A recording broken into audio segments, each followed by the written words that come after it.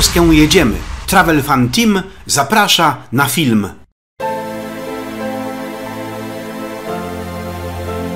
Kochani, w Polskę jedziemy. Kolejna edycja naszego wyjazdu. Jak widzicie, znowu wita nas deszcz. Tak chyba za każdym razem. Niestety w tym roku bardzo trudno utrafić na piękną letnią pogodę. Nie ma wyjazdu, gdzie nie towarzyszyłby nam przynajmniej jakiś lekki deszczyk, ale niestety takie są uroki tego lata. Nie mamy na to wpływu. Tym razem w Polskę jedziemy. Wybieramy się na północne rubieże województwa kujawsko-pomorskiego. No może jeszcze nie całkowicie północne, ale jedziemy w Bory Tucholskie. A zanim tam zajedziemy, chcemy po drodze odwiedzić kilka fajnych punktów. Pierwszy z nich to Osiek nad Notecią. Cóż ciekawego jest w Osieku? A mianowicie wspaniały skansen wsi wielkopolskiej, który koniecznie chcemy zobaczyć. Na Google Map, jak i w internecie prezentuje się całkiem zacnie, więc myślę, że będzie warto zobaczyć. A póki co jest nadzieja, chmury się rozchodzą, pojawia się na horyzoncie błękit nieba, więc mam nadzieję, że jak dojedziemy, przestanie padać i będziemy mogli zrobić fajną filmową sesję. Im dalej od domu, tym pogoda zaczyna być coraz bardziej stabilna. Pojawiający się coraz częściej błękit nieba oraz zastępujące szary nieboskłon kumulusy oznajmiają, że jeszcze dziś słoneczko będzie się do nas uśmiechać. Choć nasza wyprawa wisiała już na włosku, cieszymy się z podjęcia dobrej decyzji, zostawiając Słotę daleko w tyle. Przemierzając miejscowości ulokowane wzdłuż malowniczej Doliny Noteci, docieramy na jeden z jej skrajów, do Osieka nad Notecią. Tu znajduje się ciekawe Muzeum Kultury Ludowej. O jego powstaniu w tym miejscu zadecydowało przypadkowe odkrycie archeologiczne z 1972 roku. Skansen znajduje się bowiem na terenie cmentarzyska użytkowanego od V wieku przed naszą erą do IV wieku naszej ery. Z powodu szkód, jakie wyrządziły tu ponoć zwierzęta, w czasie naszej wizyty cmentarzysko było chwilowo niedostępne. Musieliśmy zatem zadowolić się podziwianiem ulokowanych na około 13-hektarowym terenie kilkudziesięciu ciekawych obiektów architektonicznych z okresu od XVIII do początków XX wieku. Wspomniane muzeum obejmuje swoją działalnością północne rubieże Wielkopolski, gromadzi muzealia i obiekty architektury wiejskiej z terenu Krajny, Pałuk oraz Puszczy Noteckiej. Najwięcej na terenie skansenu jest zabudowań mieszkalnych i gospodarskich. Jednym z nich jest zagroda Zdzierżążna Wielkiego, która składa się z chałupy szachulcowej i stodoły. Budynek mieszkalny pochodzi z 1834 roku i prezentuje konstrukcję ryglową. Zagroda jest przykładem osadnictwa niemieckiego na tutejszych ziemiach. Wewnątrz chałupy możemy zobaczyć, jak wyglądało dawne wyposażenie wiejskiego sklepu z początku XX wieku. W pozostałych izbach możemy z kolei podziwiać typowe dla tamtych czasów wyposażenie użytkowe. Z łezką w oku przedstawiciele nieco starszego pokolenia mogą tu rozpoznać sprzęty używane jeszcze w domach swoich dziadków. Spacerując wśród starych chałup, odnosi się wrażenie powrotu do przeszłości. Kolejnym obiektem jest wyjątkowej urody XVIII-wieczna chałupa z położonego na terenie Pałuk Przysieczna. Jest przykładem konstrukcji sumikowo-łątkowej, która uważana jest za prekursora konstrukcji szachulcowej, którą widzimy na przykładzie kolejnego obiektu. Niemal w każdym z budynków możemy oglądać starannie odtworzone pomieszczenia lub aranżacje typowych miejsc w osadzie, jak na przykład przedwojenna wiejska jednoklasowa szkoła. Ciekawe, ilu z Was pamięta jeszcze takie ławki. Tablica z kredą to też już ponoć szkolny przeżytek. Jak na czasy dwudziestolecia międzywojennego przystało, W klasie nie brakuje portretów marszałka oraz prezydenta Mościckiego. Tuż za rogiem znajduje się wiejska kuźnia. Czym bowiem byłaby dawna wieś bez kowala?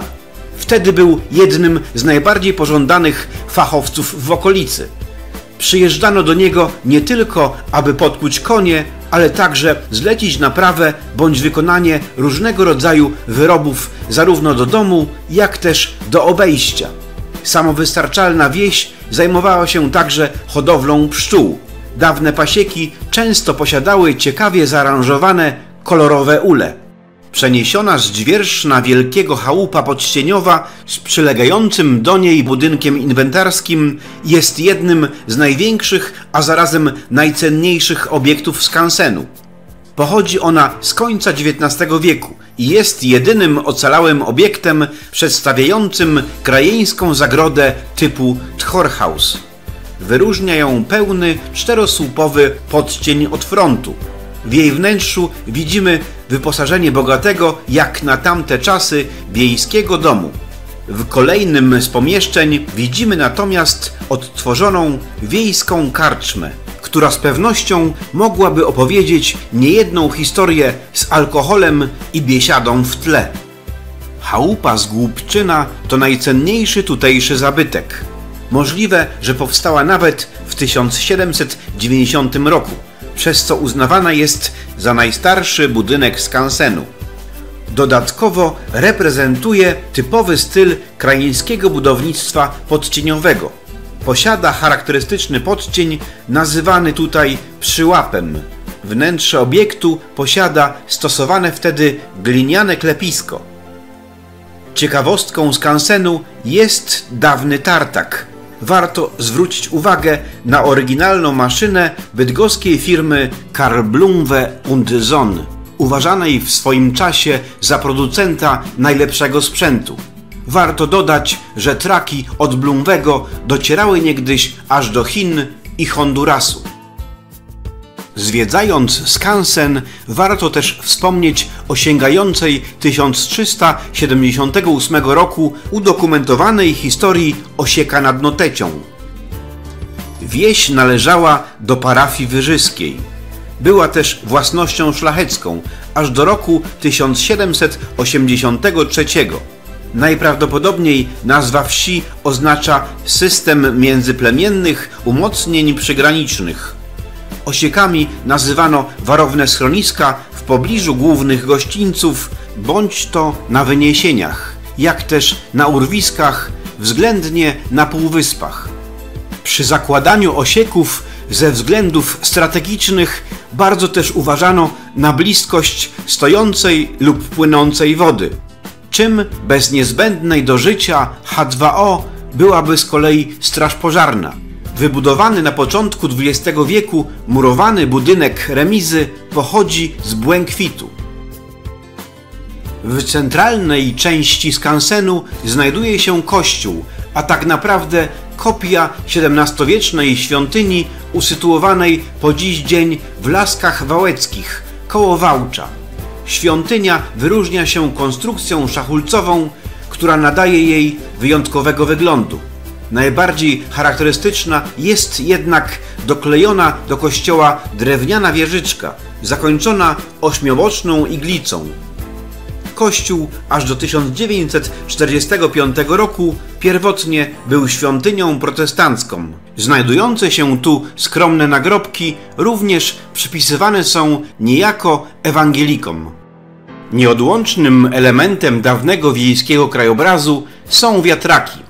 W osieckim skansenie znajdują się aż 3 ich rodzaje.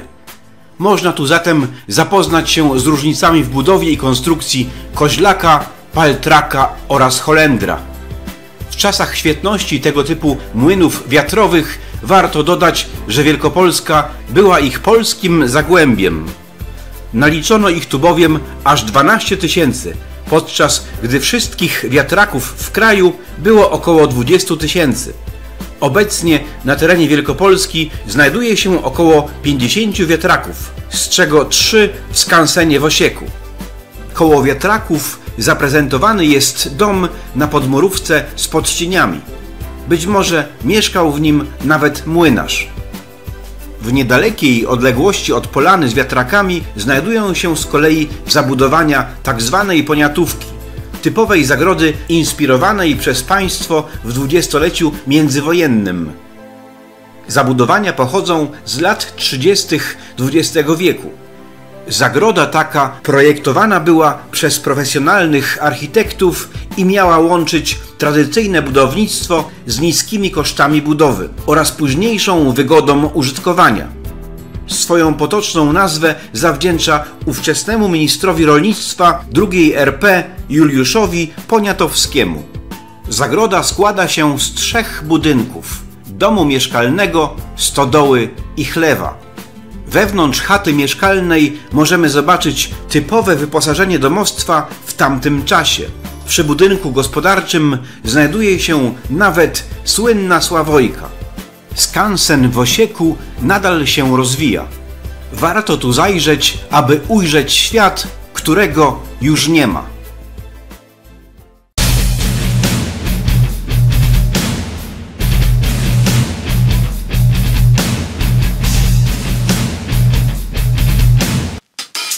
Zapraszam do odwiedzin mojego kanału na YouTube travelfan.pl. Jeśli podoba się Tobie to, co robię i widzisz w tym potencjał, zostań patronem kanału. Film dostępny jest na płytach DVD oraz Blu-ray.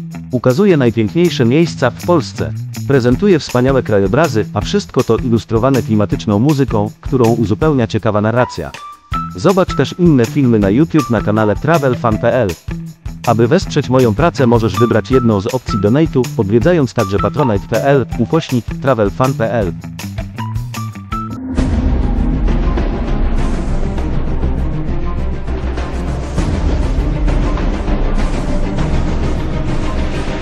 Z podróżniczym pozdrowieniem, Rafał Mazur. All rights reserved by Travel Fan.